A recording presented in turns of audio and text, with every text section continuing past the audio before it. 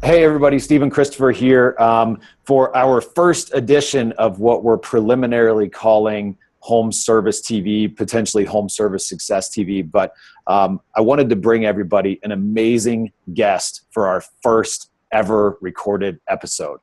I have Talbot Watkins with us today. Talbot is the owner of WinStar Home Services, and I've had the pleasure of meeting him a couple times through several different events. I've had the pleasure of hearing him speak on stage about many things other than the home service industry. But Talbot is just an amazing human. He's doing a lot of great things. And on top of that, he's built an amazing service company. So Talbot, welcome to the show. Thank you, Stephen. Cool. Hey, so do me a favor. Just tell us a little bit about your business, just so we kind of have an idea of what you're up to there at WinStar. Okay, so I started out WinStar Home Services in 1995 with $400 in a pickup truck.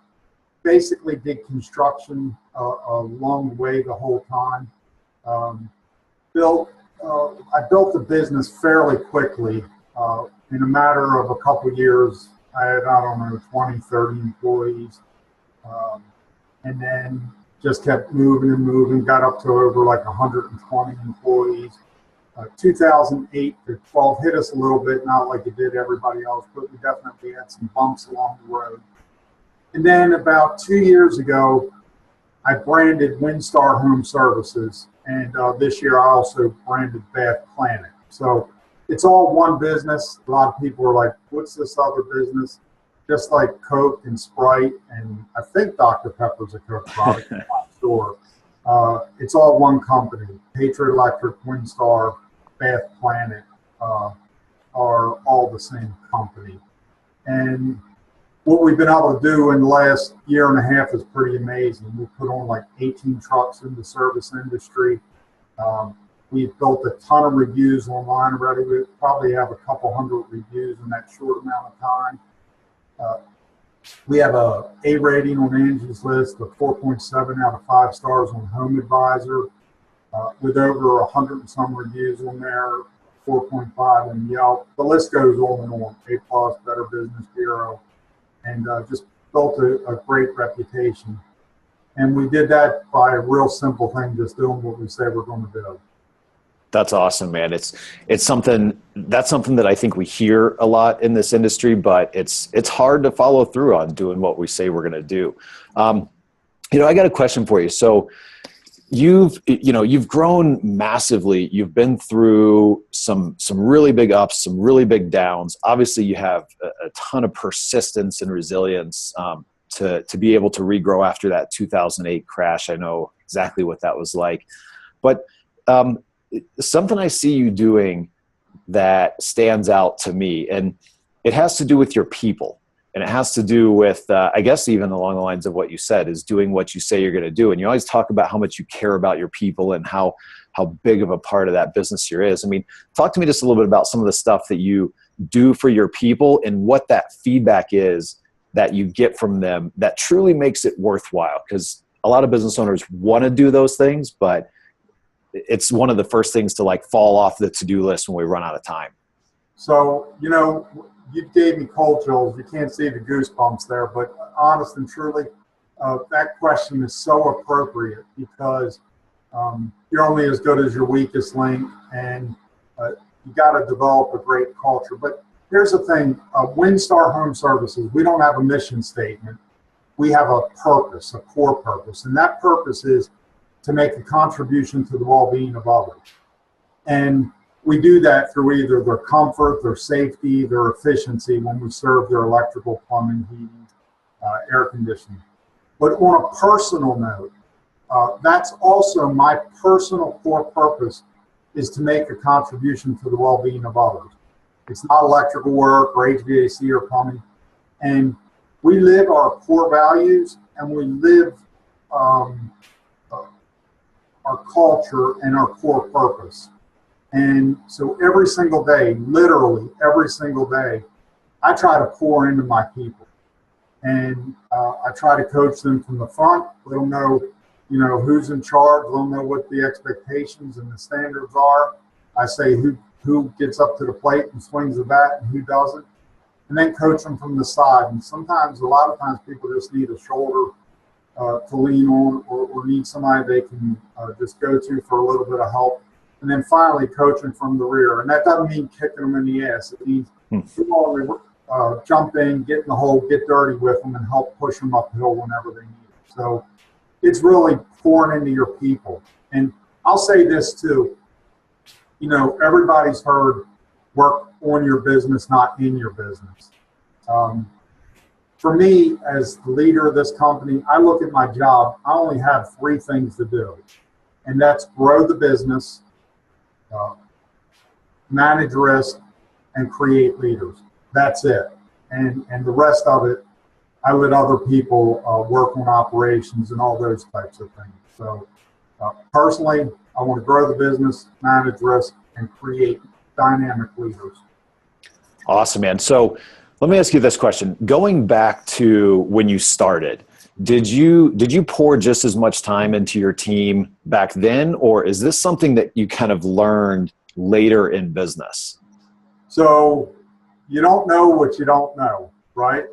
And obviously, no, I didn't. I was just running and gunning 100 mile an hour, getting jobs, doing work. And I paid a price for it a bunch of times in a bunch of different ways. I've had some employees, and they just poured their lifeblood into my business, but I didn't know how to mentor them.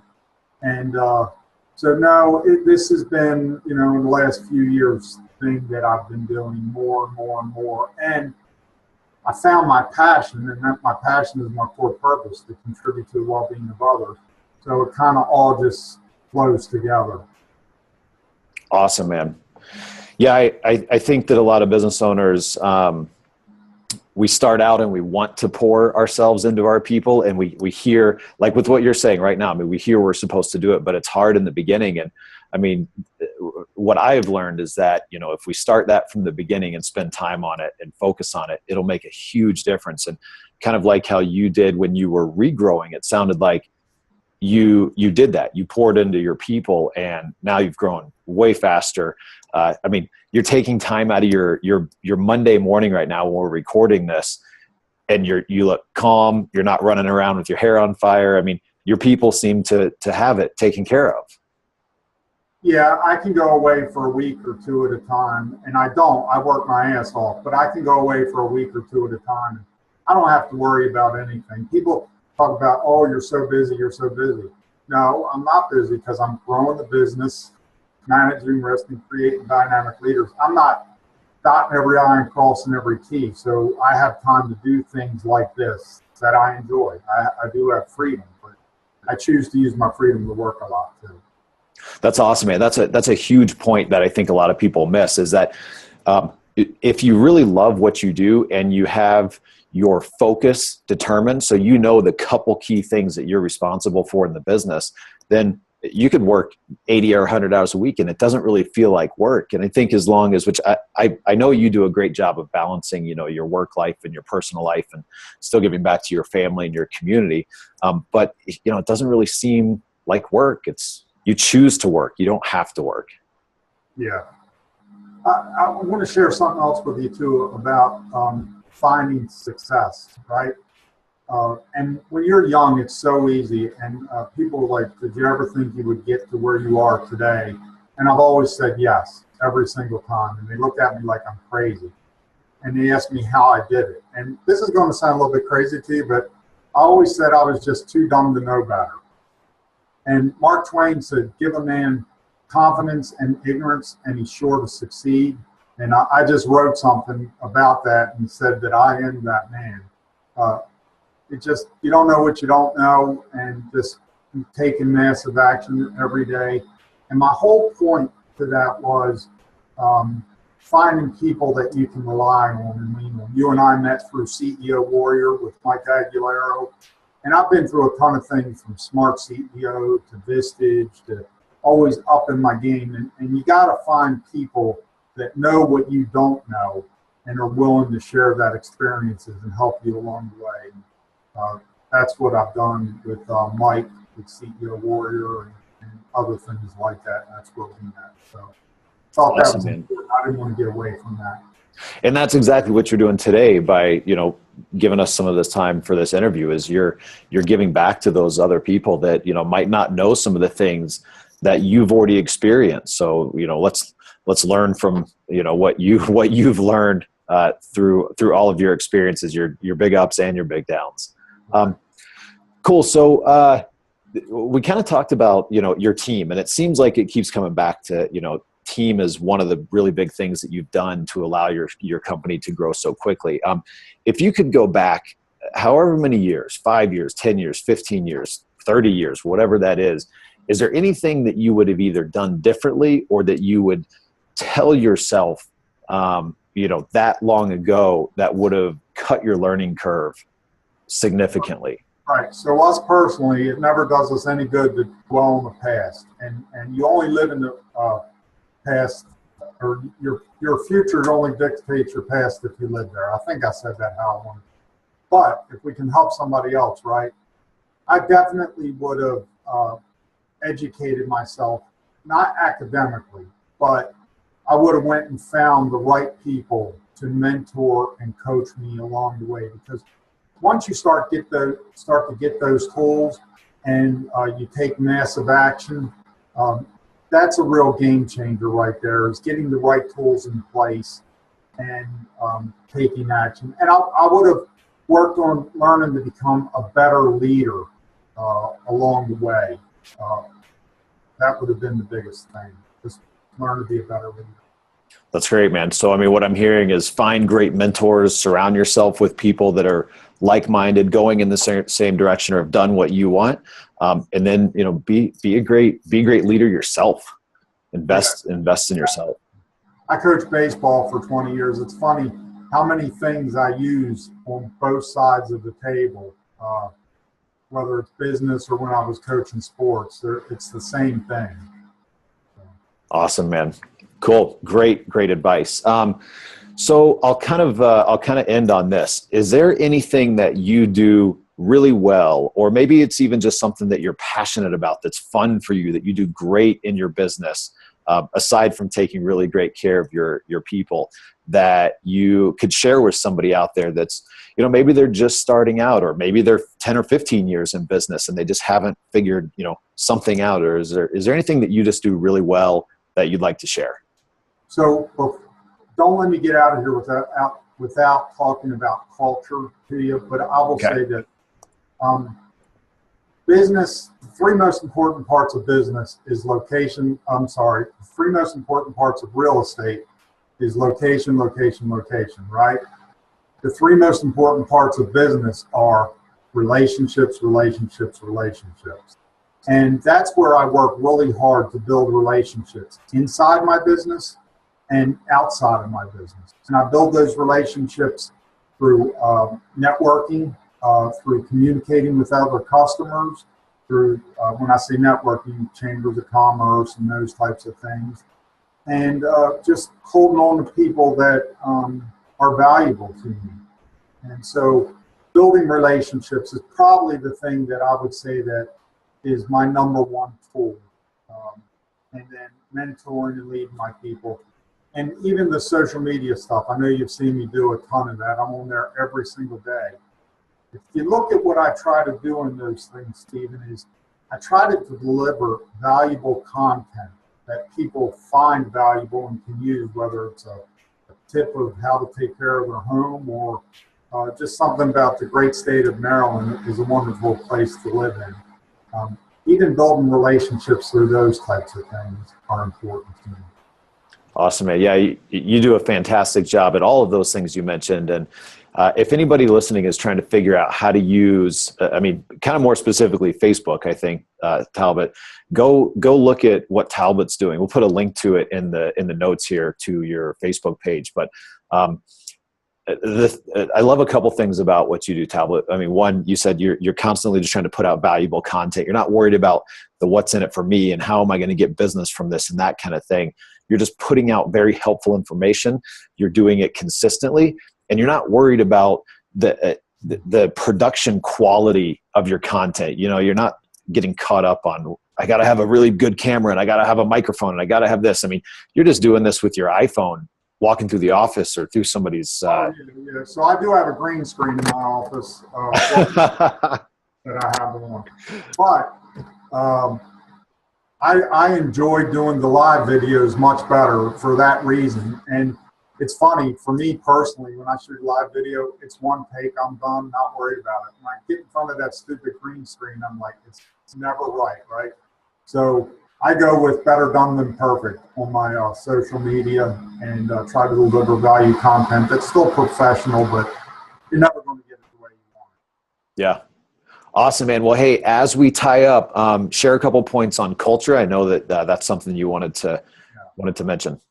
So core purpose, to make a contribution to the well-being of others, living your core values, and culture is, it's not just about a happy place to work. I've done surveys, sent them out to all the employees in the company. It was about 70 employees at that time. Everything came back like great. And I was walking around a little bit with a big head like, oh, all my employees love me. It's a great place to work. And I was sitting in a group with a bunch of other business people, and I was listening to their systems and processes and the results and stuff like that. And it hit me over the head that culture is way more than having a great place to work or the employees loving you. Culture is, we definitely want to have a happy environment, but it's about, are your systems and processes being followed on a regular basis? Are your results where you want them to be? So it's about systems, processes, successful results, and having a great place to work.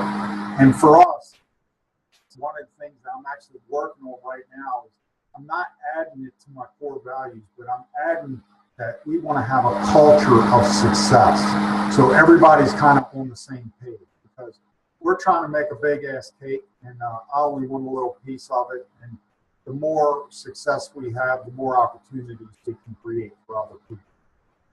Awesome, man. I love it. And I happen to personally know where you have that same information written. I'm not going to let you off of here without. Yeah, man. I would love for you to share it. So now that you brought it out, tell us, just a quick blurb about the book, and then how can people connect with you? How can they find you if they have questions or if they want to talk? So if anybody wants to connect with me, they can just go to Talbot, Talbot.Watkins, WATKINS @gmail.com. And I'll answer any other questions. I also do some speaking things if anybody wanted me to speak. I'm actually speaking this Friday as a keynote speaker, delivering a motivational speech. And just reach out to me that way. They can also call my office, 410-365-6000. And I'll pick up the phone. Remember, I got time. So. Yeah. And then the book, how can we find the book? It's on Amazon. There's a whole bunch of places on Amazon that you can buy it from, but Amazon.com is the best place to find the book. Kick-Ass-Opotamus is the first version. Hopefully we have a Kick-Ass-Opotamus Rex in the future. And I'm in the process of writing 2 more books. I talked earlier about delivering valuable content. One of the things we do is water purification and indoor air quality. So I have a book coming out in December called What You Breathe, What You Drink, What You Eat Makes You Sick, and I Can Help. And then I got another book coming out called It's Not Okay, and that's overcoming childhood trauma. It's a pretty, it's a hard book to write, but pretty neat.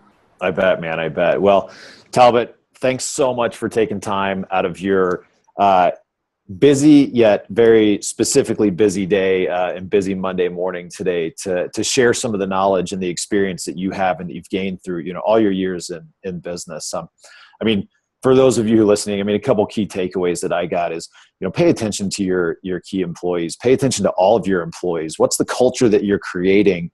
And specifically about culture, like Talbot just mentioned, is that it's not just about, do people love working there? It's also about the numbers. It's about the processes. It's about, how are people working within the systems that you've created? So it's not all just about, do people love working there and everybody's happy. You got to make sure that you're also being a profitable company, because that's the only way you can give back to your employees if they have a job. And then from a social media standpoint, better done than perfect. I love it. If you want to find out, or if you want to see somebody that's really doing a great job on Facebook and using Facebook Live and some other video stuff, check out Talbot, check out WinStar. We'll put some links to it below. But Talbot, thank you so much, man. I appreciate you. Thanks. I just let everybody know who I am before we hang up. You've heard me say before this. I'm Talbot Watkins. I'm a child of God. I'm Patty's husband, and I love her dearly. I'm Matthew and Nick's dad. They're the apple of my eye, and I'm your friend. Peace Awesome, out. man. On the flip. Love you guys. I love you, Talbot, man. You're a badass. So thank you again for sharing time with us today. Everybody, thank you so much for watching what will be our first episode ever of Home Service TV. And I wanted to make sure that we brought you an absolutely amazing guest for that first episode. So just shut it down now. It's over. You're not going to get any better. I love it, man. Thanks a lot. I Awesome. appreciate it. Later, Talbot.